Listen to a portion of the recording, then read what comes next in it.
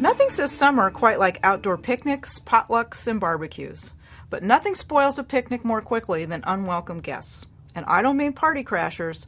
I'm talking about foodborne bacteria that can really multiply at hot summertime temperatures and can make your picnic foods risky to eat. The bacteria in foods that can make you sick grow quickly at room temperature, and even faster when the thermometer climbs to 90 degrees or so. Keeping foods cold discourages the bacteria from growing, and cooking foods destroys them. So the most basic rule is this: keep hot foods hot and keep cold foods cold. If you're going to carry raw meat with you so you can grill it at the park or your campsite, pack your cooler carefully. Season or marinate the meat and put it in a tightly sealed plastic container or zippered plastic bag. Then keep it separated from any foods that are ready to eat in your cooler. You don't want any of those raw meat juices dripping onto your fruits, veggies, and side dishes. And pack your cooler with plenty of ice or ice packs so it stays nice and cold. When you grill, check thick foods like chicken pieces to make sure they're cooked all the way through before serving. Sometimes they cook quickly on the outside, but they're still raw or undercooked in the middle.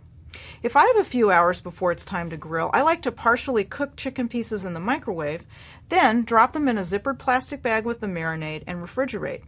The meat cooks more quickly and evenly on the grill, and it's less likely to be dry. Any marinade from raw meat, though, should be tossed out. If you want to use it as a sauce for your cooked foods, you need to first bring it to a boil in a saucepan in order to make it safe to eat. Do you know the 2-2-4 rule?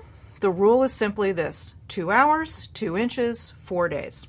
2 hours is how long foods can safely stay at room temperature after you've taken them out of the oven or off the grill, or in the case of cold foods, how long they can safely stay out of the refrigerator or cooler.